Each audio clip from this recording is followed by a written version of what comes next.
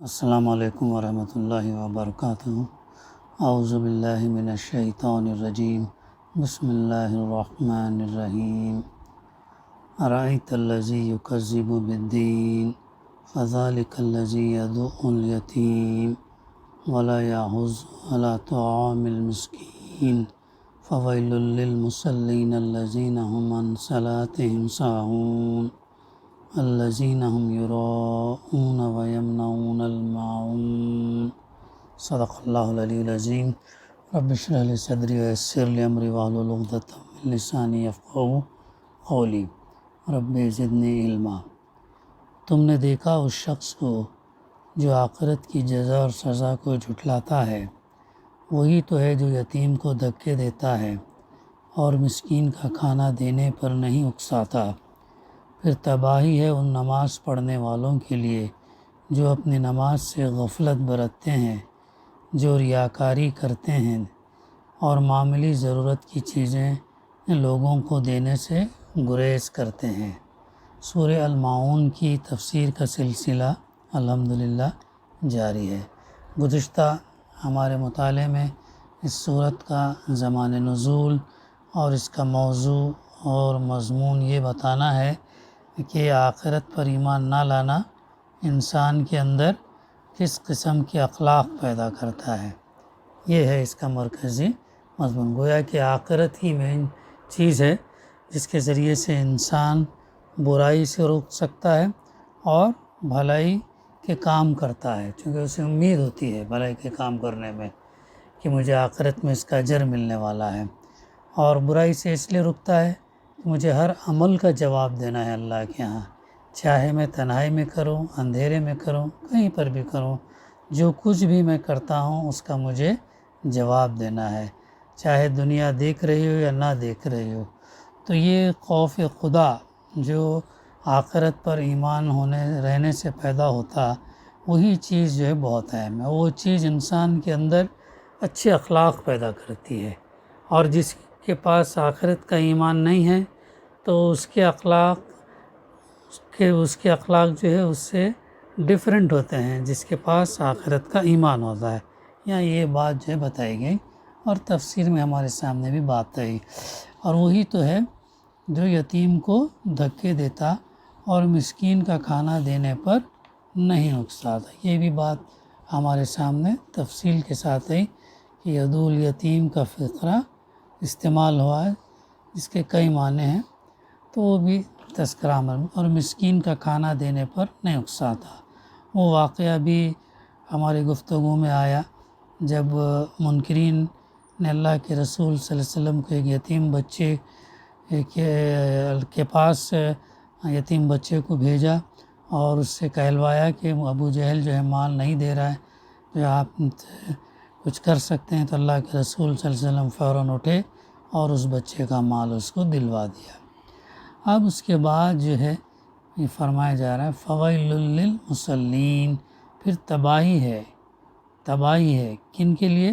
ان نماز پڑھنے والے، نماز بھی پڑھتے ہیں ان لوگوں کے لیے تباہی ہے۔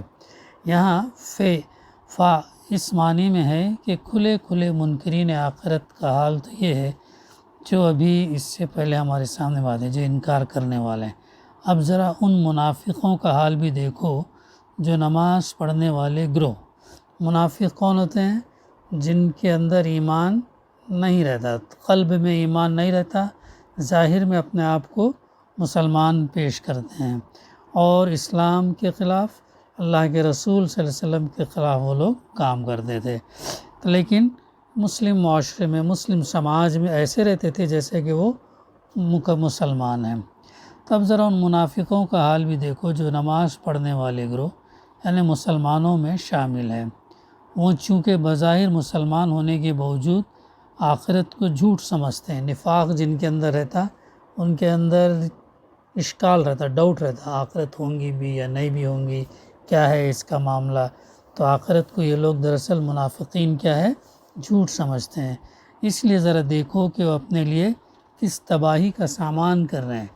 دنیا کے سامنے اپنے آپ کو مسلمان ظاہر کر رہے ہیں، لیکن اندرون میں وہ مسلمان نہیں ہے، دکھاوے کے لیے نماز ادا کر رہے، جو بھی بھلائی کا کام کر رہے دکھاوے کے لیے کر رہے، اللہ کی رضا کے لیے نہیں کر رہے ہے نا۔ وہ صرف 4 صفات جو اللہ کے رسول صلی اللہ علیہ وسلم نے بتایا کہ منافق کا معاملہ یہ ہے کہ اگر وہ بات کرے تو جھوٹ بولے، وعدہ کرے تو وعدہ خلافی کرے، امانت اس کے پاس رکھی جائے تو امانت میں خیانت کرے، اگر کسی سے جھگڑا، کسی سے تو میں ہو گئے تو گالم گلوچ پر آئے۔ یہ 4 صفات اللہ کے رسول صلی اللہ علیہ وسلم نے بتایا کہ منافق میں ہوتی ہیں، جس کے اندر جتنی صفات پیدا ہوتی ہیں اتنے درجے کا وہ جو ہے منافق ہوتا۔ تو یہ ہم بھی انفرادی طور پر اپنا جائزہ لینا چاہیے کہ ہمارے اندر یہ چیز کہیں ہے تو نہیں، اگر ہے تو پھر جلد از جلد توبہ استغفار کر کے اللہ سے رجوع کرنا، معافی مانگنا، اور پھر اخلاص کے ساتھ سچے دل کے ساتھ جو ایمان رکھنا۔ تو مسلین کے معنی تو نماز پڑھنے والوں کے ہیں، لیکن جس سلسلے کلام میں یہ لفظ استعمال ہوا اور آگے ان لوگوں کے جو صفات بیان کی گئی، ان کے لحاظ سے اس لفظ کے معنی در حقیقت نمازی ہونے کی نہیں بلکہ اہل صلاۃ یعنی مسلمانوں کے گروہ میں شامل ہونے کے ہیں۔ مفسر جو ہے اس کی تفسیر میں یہ بات لکھتے ہیں۔ پھر فی صلاتہم ساہون، آگے کیا ہے؟ الذین ھم عن صلاتہم ساہون۔ تو یہاں پر تفسیر میں فی صلاتہم ساہون نہیں کہا گیا بلکہ عن صلاتہم ساہون کہا گیا۔ اگر فی صلاتہم کے الفاظ استعمال ہوتے تو مطلب یہ ہوتا کہ وہ اپنی نماز میں بھولتے ہیں۔ دیکھو کتنا فرق ہو جاتا ہے میننگ سے، من فی وغیرہ جو لگانے کرنے سے کتنا فرق ہو جاتا ہے۔ لیکن نماز پڑھتے پڑھتے کچھ بھول جانا شریعت میں نفاق تو درکنار، گناہ بھی نہیں۔ آدمی نماز پڑھتا لیکن بھول جاتا ہے، 2 رکعت پڑھی، 3 رکعت پڑھی، 1 رکعت پڑھی، کیا ہے بھول جاتا، تو یہ گناہ نہیں ہے۔ جو سجدہ سہو کر کے اسے صحیح کر سکتے ہیں، یا دوبارہ اگر دوبارہ پڑھ، لیکن یہ نفاق کے اندر نہیں آتا، بلکہ سرے سے کوئی عیب یا قابل گرفت بات تک نہیں۔ خود اللہ کے رسول صلی اللہ علیہ وسلم کو بھی کسی وقت نماز میں بھول لاحق ہوئی، اور اللہ کے رسول صلی اللہ علیہ وسلم نے اس کی تلافی کے لیے سجدہ سہو کا طریقہ مقرر فرمایا۔ اگر بھول جائے تو سجدہ سہو کر کے اپنی نماز کو صحیح کر لیں۔ اس کے برعکس عن صلاتہم ساہون کے معنی یہ ہے کہ وہ اپنی نماز سے غافل ہیں۔ کون؟ منافقین اپنی نماز سے غافل ہیں۔ نماز پڑھی تو اور نہ پڑھی تو دونوں کی ان کی نگاہ میں کوئی اہمیت نہیں ہے، امپورٹنس نہیں دیتے۔ کون نہیں دیتے امپورٹنس؟ منافقین جو امپورٹنس نہیں دیتے، پڑھے تو بھی چلتا، نہیں پڑھے بھی تو اتنا لائٹلی لیتے، ایسا نہیں ہونا چاہیے۔ تو کبھی پڑھتے ہیں اور کبھی نہیں پڑھتے ہیں تو اس طرح کے نماز کے وقت کو ٹالتے رہتے ہیں۔ اب جو وہ بالکل ختم ہونے کے قریب ہوتا ہے تو اٹھ کر 4 ٹھونگے مار لیتے ہیں۔ یہ بہت بڑی چیز یہاں پر ہمارے سامنے آئی کہ ہم بھی اپنا احتساب اور جائزہ لینا چاہیے، کہ ہمارا معاملہ بھی نمازوں کے ساتھ ایسا تو نہیں ہے ہم جیسے اذان سنیں تو فوراً جو ہے ہم وضو کر کے نماز کی طرف چلے جانا چاہیے، یا نماز کے لیے اٹھتے بھی ہیں تو بے دلی کے ساتھ،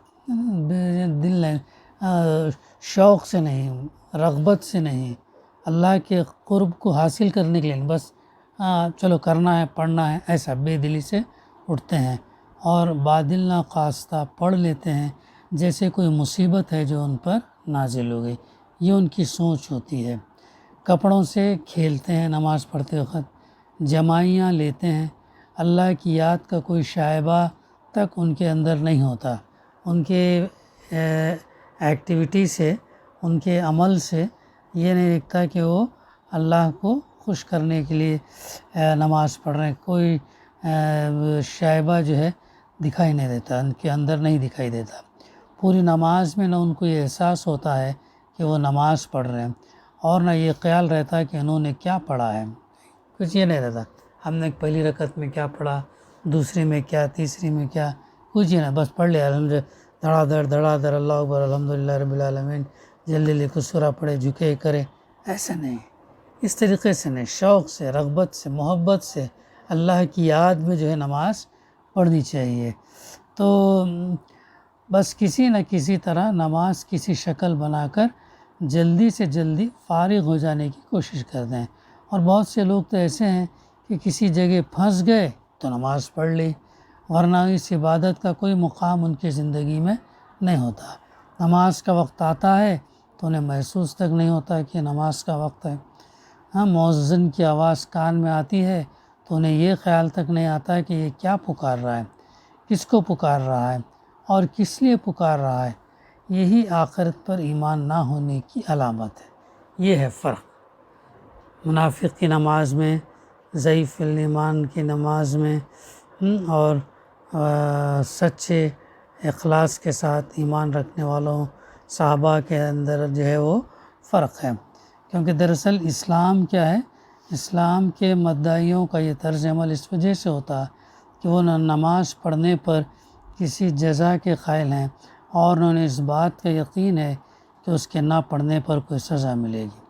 اسی بنا پر حضرت انس رضی اللہ بن مالک اور عطا بن دینار کہتے ہیں کہ اللہ کا شکر ہے اس نے فی صلاتہم ساہون نہیں بلکہ ان صلاتہم ساہون فرمایا، یعنی ہم نماز میں بھولتے تو ضرور ہیں مگر نماز سے غافل نہیں ہیں، اس لیے ہمارا شمار منافقوں میں نہیں ہوگا۔ یہ ہے قرآن مجید میں منافقین کی اس کیفیت کو دوسری جگہ یوں بیان کیا گیا کہ وَلَا يَعْطُونَ الصَّلَاةَ إِلَّا وَهُمْ كُسَالَىٰ وَلَا يُنْفِقُونَ إِلَّا وَهُمْ كَارِهُونَ۔ وہ نماز کے لیے نہیں آتے مگر کسمساتے ہوئے، اور اللہ کی راہ میں خرچ نہیں کرتے مگر بادل ناخواستہ۔ دو کوالٹیز بتائی جا رہی سورہ توبہ میں آیت نمبر 54 میں آیت ملتی ہے۔ وہ نماز کے لیے کیسے آتے ہیں؟ سستی سے، ٹال مٹول کرتے ہوئے، شوق سے، رغبت سے، محبت سے اس سے نہیں آتے، بلکہ جہاں بھائی پڑھنا ہے، جانا ہے، ایسا ہے یہ۔ تو یہ ہے ایسا ہے۔ اور ساتھ ساتھ خرچ کرنے کا بھی تذکرہ کیا ہے۔ خرچ سے زبردستی کرتے ہیں، خرچ شوق سے نہیں کرتے ہیں، حالانکہ مال دیا ہوا اللہ کا ہی ہے۔ اللہ کے راستے میں خرچ کرنے میں تنگی، بادل ناخواستہ، زبردستی ایسے خرچ کرتے ہیں۔ تو اللہ کے رسول صلی اللہ علیہ وسلم فرماتے ہیں، اس کا ترجمہ یوں ہے، یہ منافق کی نماز ہے، یہ منافق کی نماز ہے، یہ منافق کی نماز ہے۔ عصر کے وقت بیٹھا سورج کو دیکھتا رہتا ہے یہاں تک کہ جب وہ شیطان کے دونوں سینگوں کے درمیان پہنچ جاتا، یعنی غروب کا وقت قریب آ جاتا ہے، تو اٹھ کر 4 ٹھونگے مار لیتا جن میں اللہ کو کم ہی یاد کرتا ہے۔ بخاری، مسلم، مسند احمد میں، یعنی فارمیلٹی کے طور پر پڑھنا، یہاں زور مین فوکس اس پر دیا جا رہا ہے کہ تمہاری نماز منافق جیسی نہ ہو، تمہاری نماز سچے مسلمان جیسی ہو، اخلاص کے ساتھ ہو، اللہ کو راضی کرنے کے لیے ہو، محبت سے پڑھیں، شوق سے پڑھیں، رغبت سے پڑھیں۔ حضرت سعد بن ابی وقاص رضی اللہ سے ان کے صاحبزادے مصعب بن سعد روایت کرتے ہیں کہ میں نے رسول اللہ صلی اللہ علیہ وسلم سے ان لوگوں کے بارے میں پوچھا تھا جو نماز سے غفلت برتتے ہیں۔ آپ نے فرمایا کہ یہ وہ لوگ ہیں جو نماز کو اس کا وقت ٹال کر پڑھتے ہیں۔ ابن جریر اور دوسرے جو ہے محدثین کا ریفرنس یہاں پر ہے۔ یہ روایت حضرت سعد کے اپنے قول کی حیثیت سے بھی موقوفاً نقل ہوئی اور اس کی سند زیادہ قوی ہے۔ اللہ کے رسول صلی اللہ علیہ وسلم کے ارشاد کی حیثیت سے اس کا مرفوعاً روایت کو بہقی اور حاکم نے ضعیف قرار دیا ہے۔ حضرت مصعب کی دوسری روایت یہ ہے، انہوں نے اپنے والد ماجد سے پوچھا کہ اس آیت پر آپ نے غور فرمایا، کیا اس کا مطلب نماز کو چھوڑ دینا ہے؟ اس سے مراد نماز پڑھتے پڑھتے آدمی کا خیال کہیں اور چلا جانا ہے؟ خیال بٹ جانے کی حالت ہم میں سے کس پر نہیں گزرتی؟ انہوں نے جواب دیا، نہیں، اس سے مراد نماز کے وقت کو ضائع کرنا اور اسے وقت ٹال کر پڑھنا جو ہے یہ اس سے یہ ثابت ہوتا ہے۔ تو یہی بات بتائی جا رہی، زور دیا جا رہا کہ منافقوں جیسی نماز نہ پڑھو، بلکہ اللہ کو راضی کرنے کے لیے رغبت سے، شوق سے پڑھو۔ اس مقام پر یہ بات سمجھ لینی چاہیے کہ نماز میں دوسرے خیالات کا آ جانا اور چیزیں اور نماز کی طرف کبھی متوجہ ہی نہ ہونا اور اس میں ہمیشہ دوسری باتیں سوچتے رہنا، بالکل دوسری چیز پہلی حالت تو بشریت کا تقاضا ہے، بلا ارادہ دوسرے خیالات آ ہی جاتے ہیں۔ اور مومن کو جب بھی یہ احساس ہوتا ہے کہ نماز سے اس کی توجہ ہٹ گئی تو پھر وہ کوشش کر کے اس کی طرف متوجہ ہو جاتا ہے۔ دوسری حالت نماز سے غفلت برتنے کی تعریف میں آتی ہے، کیونکہ اس میں آدمی صرف نماز کی ورزش کر لیتا، اللہ کی یاد کا کوئی ارادہ اس کے دل میں نہیں ہوتا۔ نماز شروع کرنے سے سلام پھیرنے تک ایک لمحہ کے لیے بھی اس کا دل اللہ کی طرف متوجہ نہیں ہوتا، اور جن خیالات کو لیے ہوئے وہ نماز میں داخل ہوتا ہے انہی میں جو ہے وہ غرق رہتا ہے۔ تو آخری آیت کا تھوڑا سا فقرہ ہے، لے لیتے ہیں، کمپلیٹ ہو جاتا ہے سورت۔ الذین هم یراؤون ویمنعون الماعون، پڑھتے ہیں جو ریاکاری کرتے ہیں اور معمولی ضرورت کی چیزیں لوگوں کو دینے سے گریز کرتے ہیں۔ یہ فقرہ ایک مستقل فقرہ بھی ہو سکتا اور پہلے فقرے سے متعلق بھی۔ اگر یہ مستقل فقرہ قرار دیا جائے تو اس کا مطلب یہ ہوگا کہ کوئی نیک کام بھی وہ خالص نیت کے ساتھ اللہ کے لیے نہیں کرتے، بلکہ جو کچھ کرتے ہیں دوسروں کو دکھانے کے لیے کرتے ہیں تاکہ ان کی تعریف ہو، لوگ ان کو نیکوکار سمجھیں، ان کے خیر کا ڈھنڈورا دنیا میں پٹے اور اس کا فائدہ کسی نہ کسی صورت میں انہیں دنیا ہی میں حاصل ہو جائے گا، یہ ان کا مقصد ہوتا ہے۔ سنسیئرٹی نہیں رہتا، خلوص نہ رہتا ان کے اندر۔ یہاں پہ ڈفرینسیشن کیا گیا، بتایا گیا، منافق کی نماز اور مومن کی نماز دونوں بتایا گیا۔ اور اگر اس کا تعلق پہلے فقرے کے ساتھ مانا جائے تو مطلب یہ ہوگا کہ وہ دکھاوے کی نمازیں پڑھتے ہیں۔ مفسرین نے بالعموم دوسرے ہی معنی کو ترجیح دی، یعنی دکھاوے کی نماز پڑھتے ہیں، کیونکہ پہلی نظر میں یہی محسوس ہوتا ہے کہ اس کا تعلق پہلے فقرے سے ہے۔ ابن عباس رضی اللہ فرماتے ہیں اس سے مراد منافقین ہے جو دکھاوے کی نماز پڑھتے تھے، اگر دوسرے لوگ موجود ہوتے تو پڑھ لیتے اور کوئی دیکھنے والا نہ ہوتا تو نہیں پڑھتے تھے، ایسا بھی معاملہ تھا ان کا۔ دوسری روایت میں ان کے الفاظ یہ بھی ہیں، تنہا ہوتے تو نہ پڑھتے اور علانیہ پڑھ لیتے تھے۔ اکیلے اگر رہے، کوئی دیکھنے والا نہیں ہے، کوئی بولنے والا نہیں، یاد دلانے والا نہیں، تو نہیں پڑھتے تھے، ایسا معاملہ تھا۔ ہاں کوئی دیکھ رہے، کوئی بولنے والا ہے، کوئی یہ کرنے والا ہے، تو پھر جو ہے جماعت میں جا کے جماعت کے ساتھ پڑھتے، یعنی دکھاوا آ گیا تھا، ٹوٹل دکھاوا۔ یہ کتنا بہت ڈینجرس چیز ہے، یہ دکھاوا آنا نہیں چاہیے، اللہ کو راضی کرنے کے لیے، اللہ کو خوش کرنے کے لیے پڑھنا چاہیے۔ ہاں، دوسری روایت میں ان کے الفاظ ہیں، تنہا ہوتے تو نہ پڑھتے اور علانیہ پڑھ لیتے تھے۔ قرآن مجید میں بھی منافقین کی حالت بیان کی گئی ہے کہ وَإِذَا قَامُوا إِلَى الصَّلَاةِ كُسَالَىٰ يُرَاءُونَ النَّاسَ وَلَا يَذْكُرُونَ اللَّهَ إِلَّا قَلِيلًا، اور جب وہ نماز کے لیے اٹھتے ہیں تو کسمساتے ہوئے اٹھتے ہیں، لوگوں کو دکھاتے ہیں اور اللہ کو کم ہی یاد کرتے ہیں۔ سورہ نساء میں اس کا تذکرہ ملتا ہے۔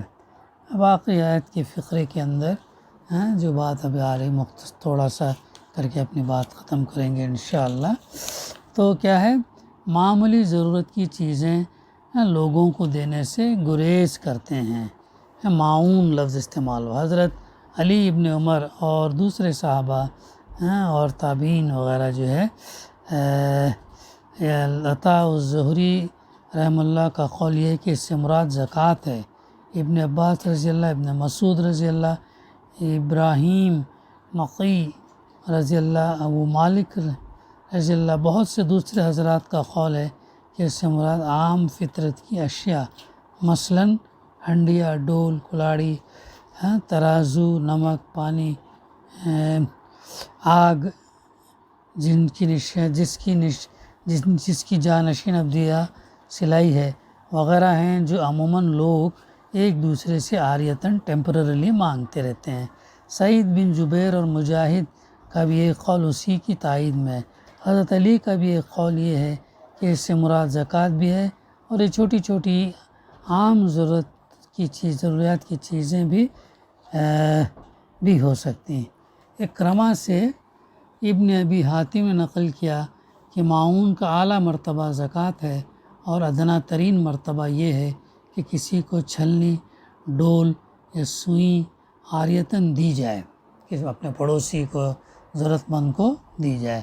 حضرت عبداللہ بن مسعود رضی اللہ فرماتے ہیں کہ ہم اصحاب محمد صلی اللہ علیہ وسلم یہ کہا کرتے تھے، اور بعض روایات میں ہے کہ اللہ کے رسول صلی اللہ علیہ وسلم کے عہد مبارک میں یہ بیان کہا کرتے تھے کہ معاون، اون سے مراد ہنڈیا، کلاڑی، ڈول، ترازو اور عیسیٰ ہی دوسری چیزیں مستعار دنیا ہے۔ ابن جریر۔ پھر آگے سعد بن ایاز ناموں کی تصریح کے بغیر قریب قریب یہی قول اللہ کے رسول صلی اللہ علیہ وسلم کے صحابہ سے نقل کرتے ہیں، جس کے معنی یہ ہیں کہ انہوں نے متعدد صحابہ سے یہ بات سنی تھی۔ پھر آگے اصل بات یہ ہے کہ معاون چھوٹی اور قلیل چیز کو کہتے ہیں جن میں لوگوں کے لیے کوئی منفعت یا فائدہ ہو۔ اس معنی کے لحاظ سے زکوٰۃ بھی معاون ہے، کیونکہ وہ بہت سے مال میں سے تھوڑا سا مال ہے جو غریبوں کی مدد کے لیے دینا ہوتا ہے، اور وہ دوسری عام ضرورت کی اشیاء بھی معاون میں ہے، جن کا ذکر حضرت عبداللہ بن مسعود اور ان کے ہم خیال حضرات نے کیا ہے۔ اکثر مفسرین کا خیال یہ ہے کہ معاون کا اطلاق ان تمام چھوٹی چھوٹی چیزوں پر ہوتا ہے جو عادتاً ہمسایہ ایک دوسرے سے مانگتے رہتے ہیں۔ ان کا مانگنا کوئی ذلت کی بات نہیں ہوتی، کیونکہ غریب اور امیر سب ہی کو کسی نہ کسی وقت ان کی ضرورت پیش آتی رہتی ہے۔ البتہ ایسی چیزوں کو دینے سے بخل برتنا اخلاقاً ایک ذلیل حرکت سمجھا جاتا ہے۔ عموماً ایسی چیزیں بجائے خود باقی رہتی ہیں، اور ہمسایہ ان سے کام لے کر انہیں جوں کا توں واپس دے دیتا ہے۔ اسی عنوان کی تعریف میں یہ بھی آتا ہے کہ کسی کے ہاں مہمان آ جائیں اور وہ ہمسائے سے چائے پاٹی یا بستر مانگ لے، یا نوکرانی سے، یا کوئی اپنے ہمسائے کو تنور میں اپنی روٹی پکا لینے کی اجازت مانگے، یا کوئی کچھ دنوں کے لیے باہر جا رہا اور حفاظت کے لیے اپنا کوئی قیمتی سامان دوسرے کے ہاں رکھوانا چاہے۔ بس آیت کا مقصود یہ بتانا ہے کہ آخرت کا انکار آدمی کو اتنا تنگ دل بنا دیتا ہے کہ وہ دوسروں کے لیے کوئی معمولی ایثار قربانی کے لیے تیار نہیں ہوتا۔ اسی کے ساتھ سورہ معاون کی تفسیر کا سلسلہ الحمدللہ ختم ہوا۔ دعا ہے کہ اللہ سبحانہ وتعالی ہمیں کہنے سننے سے زیادہ عمل کرنے کی توفیق عطا کرے۔ ربنا تقبل منا انک انت السمیع العلیم وتب علینا انک انت التواب الرحیم۔ صلی اللہ تعالی علی خیر خلقہ وعلی آلہ وصحبہ اجمعین۔ الحمدللہ رب العالمین۔